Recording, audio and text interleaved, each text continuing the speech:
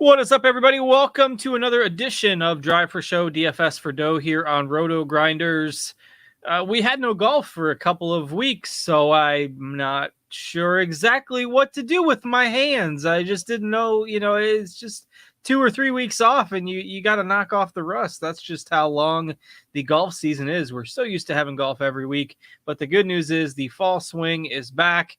Golf is back in our lives, and it always seems like an eternity, even though it's just a few weeks when we don't have any golf. So happy to be back with you, bringing you this show. I am Justin Van Zuiden, aka STL Cardinals 84, and I will be hosting the show for you as I do usually every week. We've moved the show recording to Tuesdays. We do this on Mondays kind of during the summertime, but with Monday Night Football and everything that's action-packed on Mondays, during football season, we're going to kind of revert back to our Tuesday recordings generally during the football season. So still getting this out to you in plenty of time before lineup lock. And I've got my usual co-host, Mr. Derek Farnsworth, a.k.a. Notorious, alongside me. Noto, how you doing? How was your off season? Yeah, it's good to be back. We're a little rusty. We both got some NFL backgrounds going on. I tried to find the golf one quick before we went on, and I'm like, football just started. We can still celebrate that too. So yeah, but yeah, it was good. Tour Championship was a lot of fun. Kind of the best case scenario there for the tour. Having two big names go at it. A lot of people hate the setup of the Tour Championship, and it delivered. So nobody could complain until next year. And then the BMW PGA Championship last week was pretty good too. So there was some decent golf while we were away, but now we get into the fun stuff of the swing season and the Korn Ferry Tour graduates. Absolutely. So plenty of stuff to talk about here. Interesting debate that I had somebody bring up to me today. Asked me if I was going to the Live Tour event, and turns out it's like not in Chicago or even in like the suburbs of Chicago. It's like way west of Chicago. So the Live event this weekend is only like 35 minutes from me, and I didn't even know. Like, I didn't know. I hadn't. Somebody was like, "Are you going?" I'm like, I didn't even really think about it. So now I don't know. Should I go to the Live tournament? I don't know what to do with this. I think you just got to hold out until they start paying people to go, and free drinks, free food. All right. So I got to be, I have to, I said it, as one of my buddies said, well, I got Bryson and Phil, and I go, well, they're just sellouts now. So like, I don't really have an interest in going to go. I guess I could build some DFS lineups and go, but I don't know. I hadn't really thought of it. It's only like 40 minutes from me, which is weird. So it's closer than the John Deere. If you got nothing else to do, I'd probably go. You get to see a lot of good players up close, at least a lot of better players than they've had most of their events. So yeah, I think it'd be interesting at least. Definitely more bigger names than we usually get for the John Deere. But anyway, I thought it was funny when I looked up where it was at. I was like, whoa, that's a lot closer than I thought. So it's kind of in the middle of nowhere, which is weird. But anyway, we're not here to talk about the Live tournament. We're here to talk about the start of the PGA Tour fall swing, which is going to completely change next year because of all the schedule revamping that they've done and trying to get basically what the Live Tour has forced them to do to get some bigger prizes and some bigger events. And there are going to be some smaller fields and not necessarily the best stuff for DFS, but we don't have to worry about that until a year from now. So it's business as usual for this fall swing, just as what we've had in the past. We'll see some weaker fields. You mentioned the Korn Ferry Tour graduates. So we've got somewhere in the vicinity of 50 players with tour cards. Now, a lot of them had tour cards before and went through the whole Korn Ferry Tour finals process to get to keep them. And it's complex and confusing, but roughly around 25 new players that have their PGA Tour cards. And, you'll see 4, 5, 6 a year that will become DFS relevant in some capacity. And we'll kind of get to these guys as we go through the price ranges, but maybe just a couple of names that people need to be looking out for, not necessarily just for this week, but obviously if we like them in general, we're going to like them this week as well. So who are a couple guys that have caught your eye here early on? Obviously, we haven't seen a lot of them yet. Yeah, the two in this field that have at least caught my eye, Justin Suh, who, really big talent coming out of college, won the Korn Ferry Tour Championship and, went to college in California. So he's going to be fairly popular, I would say, for those that want to play the KFT guys. And then Taylor Montgomery is another guy. He's a little bit older. I think he's 27 now. He's only played a couple times on the PGA Tour, but huge talent. Ended his Korn Ferry Tour season with 7 top 10s in his last 8 starts. So those are a couple that I was looking at, kind of in that 8K range, but I'm sure there are a lot in the 6 and 7s that if you do a little extra research might be good plays this week. Yeah, a lot of them that are going to be unpredictable. We're not going to know a ton about until we see them in action. So it'll be fun to see how this shakes out over the next couple months. But you're going to see those guys get a lot of starts, as obviously they just got their PGA Tour cards. You got some weaker fields. They're going to want to make some money. And so it'd be fun to see who plays well over the next couple months here. All right. Well, we don't have an event from last week to look back on. I agree. The Tour Championship a few weeks back was pretty good theater there. Everyone thought it was going to be a runaway after the first day and ended up being some compelling golf down the stretch. And now we've got a brand new season, a reset button. We've had a few more players go join the Live Tour, Neiman and Cam Smith, among others. Cameron Tringali, Harold Varner. So you're going to kind of notice that in these fields, the first part of the fall swing, and they're going to seem a little weak, but we'll kind of adjust to the new normal with the field strength here, and we'll see who rises up and takes advantage of the opportunity. So for this week, we've got an event that has changed sponsors a ton over the years. It was the Fries.com Open, it was the Safeway Open, and now it's kind of been established as the Fortinet Championship. And what do we got for a course this week? Yeah, the old Fortnite Championship. The gamers will be real excited this week. So, yeah, you mentioned it's been here quite a while. So we know we have a lot of course history, course data to work with. It's Silverado Resort and Spa. They're going to be playing on the North Course.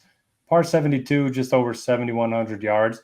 And if you adjust it for par, it's going to be one of the shorter courses that they're going to see all season. It is in Napa Valley, so it could be some wine flowing after the rounds. There's a lot of stories of Phil Mickelson taking guys out to dinner and just getting them hammered at this event in the past, and then them struggling the next day. But I don't think we can do anything with that information. Just thought it was funny. The fairway is pretty narrow, 27 yards wide on average. They are tree lined. The rough isn't overly penal, but the trees do get in the way if you do miss the fairways. The green's about average in size, pretty easy to hit as well. And generally, I just look for ball strikers at this course. I mean, anytime you have Brennan Steele win here twice, Emiliano Grillo win here, 2 guys that are just not known for their short game. So I'm looking for ball striking. If you want to look at putting splits, these are a mix of bent and Poana grass. So if you want to look at that, don't mind it. There should be very little wind in the forecast, so I'm expecting some pretty low scores this week. Yeah, I could expect some good scoring. As you mentioned, the course is very short for a par 72. The par 5s are definitely attackable, reachable in 2 for a lot of guys in this day and age of the PGA Tour. So as long as the wind doesn't kick up, and you should expect some birdies and a fairly significant score under par needed in order to contend for the championship here. So, all right, well, we can go ahead and dig in unless there's anything else you think we need to mention off the top. No, let's get into it. All right. Mentioned a slightly weaker field. We've only got 4 golfers above 10K on DraftKings this week. Hideki Matsuyama, who many thought was going to go to the Live Tour, but he's still around. Max Homa coming off a really strong season. Seems weird to see him as the second most expensive golfer in a field, but he's earned it. And we've got Corey Connors and Theegala above 10K this week. And you can probably fit in one of those guys fairly easily. I mean, it's not like they're 11.5K or something like that. So your thoughts on the top 4 and whether you need to roster one at the top of your lineup? I definitely don't think you need to roster one of those guys up there. You can for sure. All 4 of them certainly capable of winning this week. They just have a lot of question marks. Hideki, a lot of withdrawals recently. Did play okay at the Tour Championship. And then he was so he was T9 in terms of the start without the starting strokes of the Tour Championship. Prior to that, wasn't in the best of form. Homa won here last year, from California. Spends a lot of time out on the West Coast, so I don't mind him up there. Connors seems very safe, but I mean, usually you like Connors when he's in the 8Ks, and that safety means a little bit more. At 10-3, you're gonna have to have a top 5 finish from him. And then Theegala just seems overpriced. Another guy that's from California, went to Pepperdine. He's played here twice, so maybe he, kind of gets it going. But if you look at his recent stats, they've been pretty ugly, especially in the ball striking. So I like a lot more guys in the 9Ks and 8Ks than I do in the 10Ks. Yeah, I agree. And that's where I kind of started my GPP article this week. I think Connors is fine. Homa, if that ownership holds, I think I'm out simply because, first tournament of a new season, there's going to be some unpredictability and that's just a healthy price tag and a high ownership number. So I think Matsuyama in tournaments, if you can stomach the risk, I mean, all of the things being equal, if we knew he was fully healthy, I think he'd command maybe a little bit more ownership than that. So Connors and Matsuyama, but I don't think you need anybody here, and that's because there's some solid options in the 9Ks, and you save a little bit more. So and I know from kind of doing our content and stuff before the show here this week, you and I are on the same page with a lot of guys this week, so that's either going to be really good or horrible, but we'll find out together, I guess. But McNeely, Pendrith, Cam Davis, Riley, Tom Hoagie are first options here in the 9K range. Who are you giving an edge to there? Yeah, I went in to put in my tags, and almost all of them. I already had a little dot. I did them first, so you copied me. Yeah, I copied. So yeah, if they go wrong, it's your fault. If they go right, there you go. Were on them. We were both. Fair enough. If they do good, we did it together. If they go wrong, it was my fault. Yeah. So I like Pendrith up top. He was just awesome ever since he came back from injury. Didn't play until in sets of players, and then rattled off, I think, 5 top 15 finishes and 6 starts since returning. And he did it on a lot of different courses. I kind of think of him as a bomber. But he did it on some of the shorter courses as well. The approach numbers really came around. He's a pretty good putter as well. And hey, Cam Champ won here, so he can definitely feast on the 4 par 5s. So I really like Pendrith. McNeely is a California kid. Don't mind looking at him. He was second here last year, but I do prefer Pendrith a little bit. And then in the lower 9Ks, I like Emiliano Grillo at 9,200. He won here in his rookie season. I think it was 2017 or 15. I can't remember exactly. And then he hasn't won since, but he does have a couple second place finishes in the last couple months. The ball striking's been turning around. The putting hasn't been terrible. So I do like him in that lower 9K range. As far as the other guys, I don't know. Davis feels a little overpriced. I never get Riley right. And then Hoagie, I mean, he could come first or dead last. He's kind of the Ricky Bobby of the group, and 9,300 for Hoagie just seems a little too out of my price range. I tell you, having Cameron Davis and Davis Riley priced around the same is always a little bit of a challenge. It just throws me for a loop there, seeing them next to each other, and they've kind of been priced similarly for a while now. You mentioned like Grillo was a guy who was like 7K for a decade. It felt like, I mean, he was just always priced. And so how much better are his putting splits lately? I mean, you go back a couple years, he was dead last, and I did not look to see where, he is with any sort of recent putting form. So over the last 4 months, he is 50th in this field, or 60. Sorry, over the last year. So in 2022, he's 50th in this field, strokes gained putting, and then on Bent and Poana over the last 2 years, he's 61st. So about a little bit above average. Which I mean, that's average is really what he needs to be able to succeed. So it's the dead last in the field history that was the problem. So interesting to see kind of where people land on him. Right now, we've got him pretty highly owned, which I don't know. I can take or leave. I guess if he ends up being chalky, I'll probably end up going underweight. But I do like him a little bit better than Hoagie in that range. Otherwise, I'm on the Pendrith train as well. And McNeely, another West Coast kid that tends to play well on these types of courses. So those are my guys above 9K. And then the interesting one at 8,900 is Brennan Steele, who has won this event twice. He's made the cut, I believe, 10 times in a row at this tournament, and basically just the horse for this tournament. And he comes in, with at least reasonably better form than what we've seen in a lot of those previous appearances. He finished out the summer playing fairly well. He's not as expensive as I thought he would be. And I'm surprised that he's not super chalky. I guess even though he's made the cut here, his finishes the last few years of this event haven't been quite as strong as if we go back 6, 7, 8 years. But still hard to argue with 10 made cuts in a row and a guy who tends to play well on the West Coast. So especially if he's only going to be 12%, I think Steele is probably the player in this kind of mid to upper tier that I'll be the most overweight on this week. Yeah, I agree with you 100%. One of the better total drivers in the field. Look at his recent iron play. He's gained 7.4, 5, 5.7, 4.5, all in his last 7 events. So you mentioned the form coming in. It's been a lot better. The putter has been holding him back, but gets to a course where he feels, a lot more comfortable. She should certainly have a lot of confidence. And the last few years when he's came into this event, he's been in really bad form, and he's still, rattled off some decent finishes. So I do love Steele.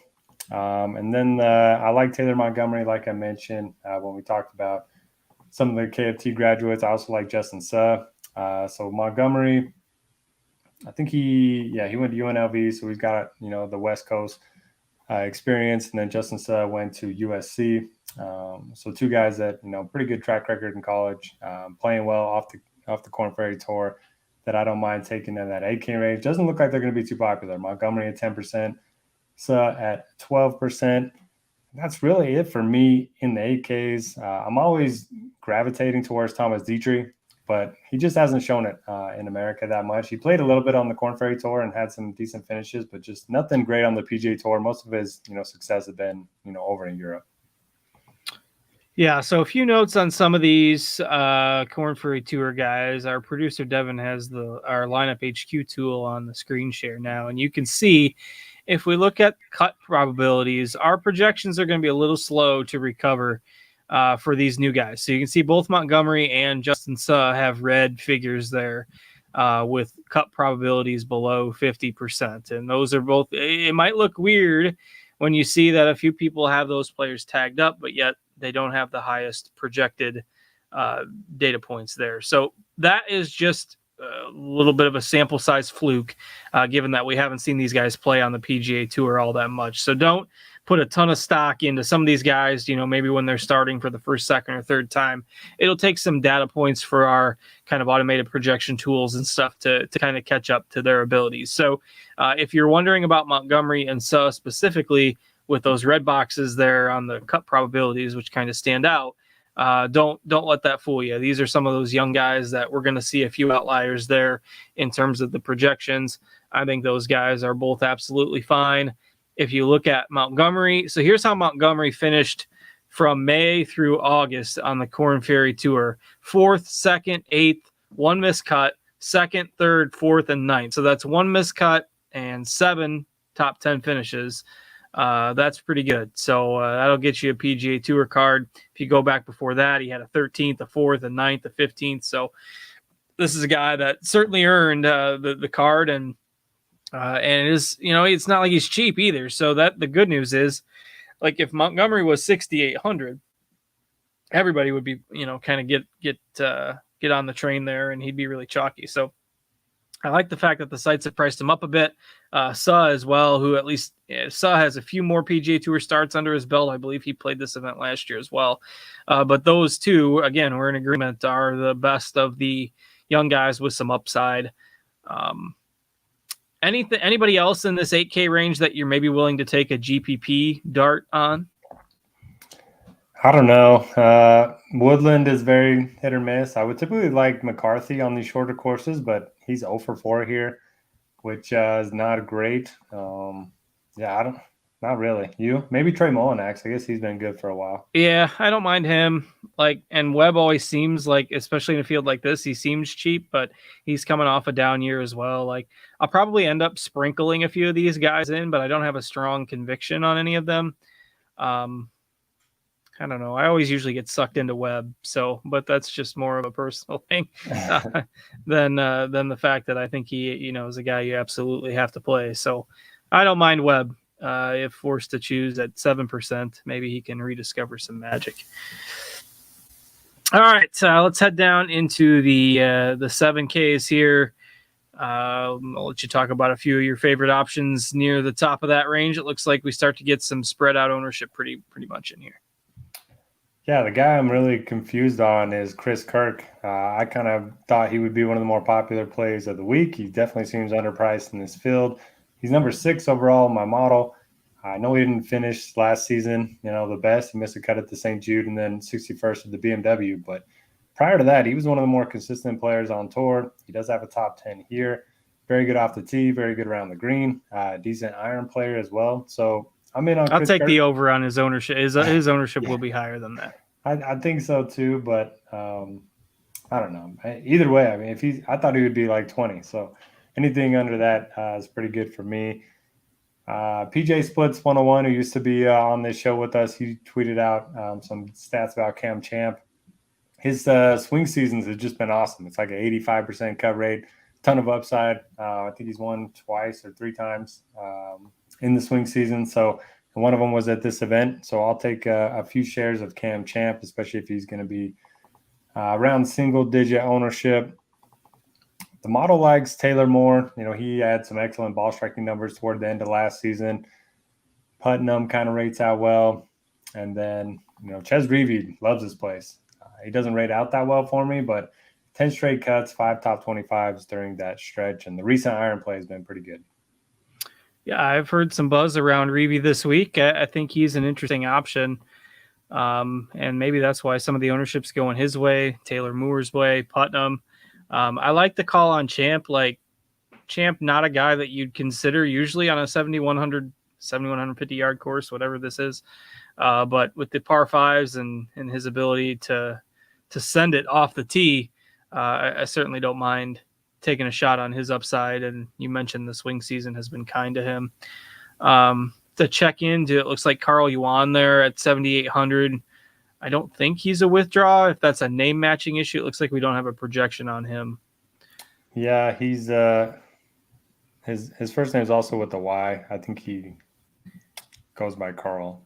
So I'm gonna make sure that he's got a tee time here while we're on the air. Just to Carl, he still has a tee time at 1:49, so we'll get on that. It might be a name matching issue with the sites as to his projection not being there, but he is still in the field, so we will get that updated and make sure his projection gets in there. He is 7,800 on DraftKings. All right, anything else? Let's see, that probably does it for 7,600 and up. If we go to the bottom part of the 7Ks, JJ Spawn is an interesting story. This was a guy who disappeared for a long time, and then we saw him all of a sudden climbing up leaderboards late in the summer. So he's up to 7,500. Our boy Nick Hardy is also there. We've got Streelman, Adam Long, Stuart Sink. A lot of veterans kind of populating this price range. Russell Knox at 7,300. We've got Smalley. We've got Rogers. We've got Mark Hubbard. So here's the guys that we're kind of used to being priced around this range, and they're still priced around this range. So perhaps there's some value in these 7K options, which I think is a great way to kind of round out your balanced builds. If you start in the 9s and you end in the 7s, you don't really have to go punting with a lot of the players at the bottom. So stands to reason that maybe some of these guys are worth taking a look at. Yeah, that's a great point about the balanced build. I definitely like ending in the 7Ks compared to the 6Ks. Cash games, tournaments, whatever it may be. I just think there's a pretty big drop-off in talent. 7,300, love Mark Hubbard. He's a guy that has always been known for his putting. Ball striking really came around in the last few months of last season, and he had to go back down to the Korn Ferry Tour, and then played. He got a few starts on the PGA Tour, did enough to earn his card. So he's a guy that's not going to take it for granted. He has a couple top 20s here as well. You mentioned Smalley and Hardy; those were our 2 guys last year from the Korn Ferry Tour, and unfortunately, they're still priced the same as they were last year. That means they didn't go nuts. That's a good thing for us because we're going to play them regardless. So better for them not to be in the 8Ks. And I think, Hardy was T36 here last year. So I'll play a little bit of him. I always played Patrick Rogers in California. Went to Stanford, ton of experience. I think he's made 6 straight cuts here. So I'll do that. And then other guys that rate out well that I just don't know what to do with: David Lipsky, Martin Laird, and Adam Svensson. Oh, yeah, Svensson, always a frustrating fantasy play. But at 7,200 and at single-digit ownership, he'll almost always end up in my player pool. and he'll be another one that can threaten for a top 10 or miss the cut. Callum Tarrant had some decent results kind of in the late summer as well. Don't mind taking a shot on him. What about Goddard? DFS darling, kind of the guy that people have suddenly liked to play, and he got a few starts there late in the summer, and now he's back on tour at 7,100. So what are we doing with Goddard this week? Yeah, I'll play some Goddard. It does look like he's going to be a little bit popular, but was it the John Deere he almost won? No, I think the John Deere. No, hang on a second. One of the couple of the tournaments he was like the favorite, and I think that was one of them.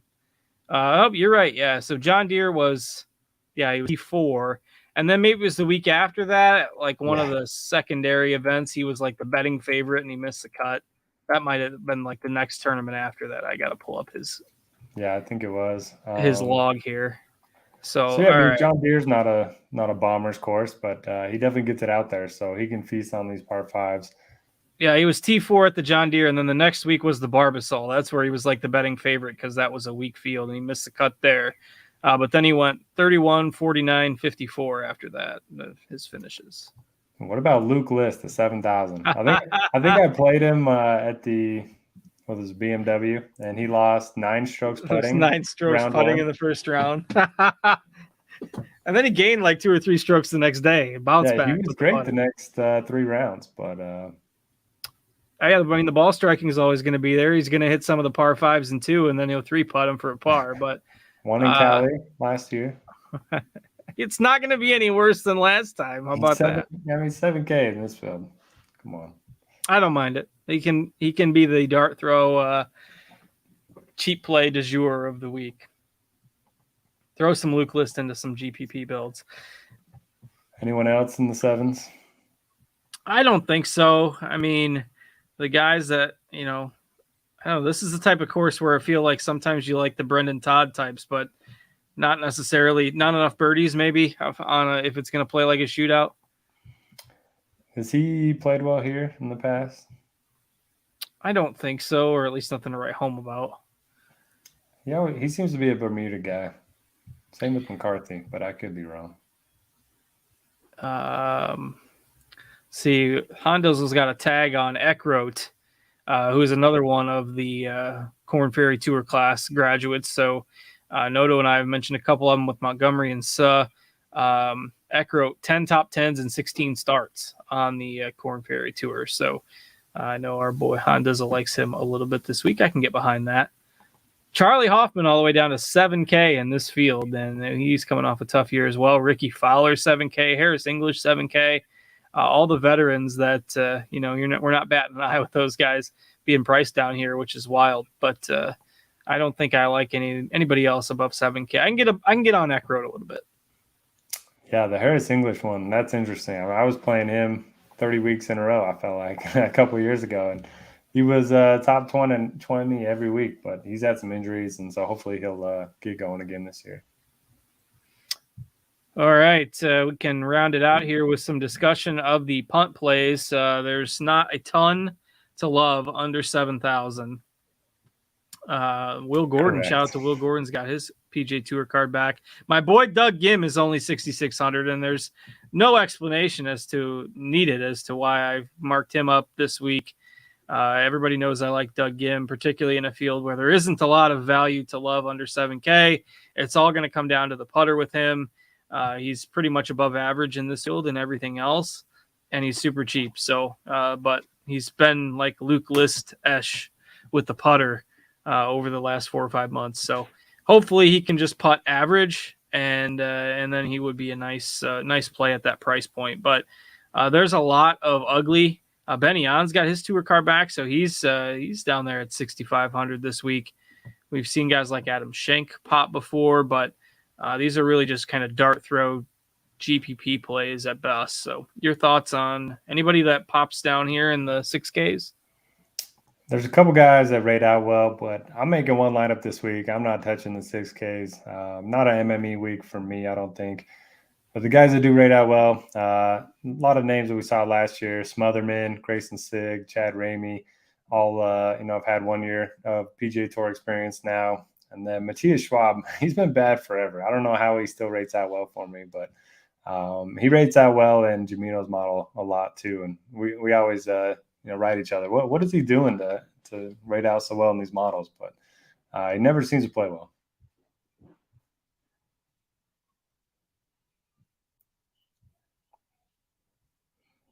Are you muted? Yep. Welcome to the club, Noto. My mic does that once a show. It's a tradition. It just mutes itself automatically. And guess what? It's 8 o'clock. It's 8 o'clock on the nose. There has to be something with the time. I can't believe this. So we've been going through this weird thing with my mic muting once a show. Without me muting it, it just mutes. And then somebody has to tell me, well, you're muted, or it's doing it again. And 2 times during the college football show, it's happened at exactly 10 o'clock my time. And now here, 8 o'clock on the nose, it happened. But it's not always on the hour, so I don't know. The mystery continues. I think I might have a ghost in the house. So I don't know. There's just not much. Your point is valid that if you're making one lineup, it just doesn't make sense to go down into this range this week. Too much uncertainty. Plenty of good players in the lower end of the 7K range that have some appeal. So next week we've got the President's Cup, which is going to feel a little different. The international team is fairly weak with all the Live Tour guys not playing, but I don't know. Is that going to be weird? Is the President's Cup going to be weird? Man, I was going to make a huge bet on USA a couple months ago. They're minus 300 on DraftKings Sportsbook, and they are now minus 700. That's wild. Yeah, and so we kind of knew a lot of those guys were going to go to Live, and now that it's official, it's just you can't really bet it. So yeah, it's going to be weird. It should probably be butt kicking, but it'll be fun. Well, we shall see how that plays out next week. So that's right after the start of the fall swing. We get a bye week from a DFS perspective. So no, though they might do weird contests for it. I know they've done that for the Ryder Cup. I think the last couple times, which there's some interesting strategy involved depending on who's playing and all that stuff. But we'll have to see what comes out for that next week. But no standard tournament next week, and then the Sanderson Farms rounding out the last week of September, back to the fall swing before the Shriners, the Zozo, and the CJ Cup to get us rolling in October. So after next week, after the President's Cup, we'll have a good 8-9 weeks of consecutive tournaments before the fall swing winds down for the holiday break. So no show next week, but we'll be back 2 weeks from now. Anything else or anybody else in this field that you think we've missed or that you want to pass along? I don't think so. Just one of those weeks, kind of make a couple lineups, have some fun. But, it's that time of year where, football, baseball kind of taking up the majority of the time right now. Yeah. So just dip your toes back in, get your feet wet, and get ready for some golf this week. And good luck with all your lineups. Thanks to Noto for hosting with me. Thanks to Devin for producing behind the scenes for us. Good luck with your golf lineups this week, everybody. Thanks for tuning in. And as always, if you are interested, if you're watching this show for free on our YouTube channel, please give us a like, subscribe to the channel. Maybe check out our premium content over at RotoGrinders. Lots of good stuff as golf gets rolling. And we got the combo package as well if you're interested in all the sports. Busy time of year on the sports calendar for sure. So enjoy the week, everybody. Good luck with all your lineups. And for Noto, I'm Justin. We'll see everybody.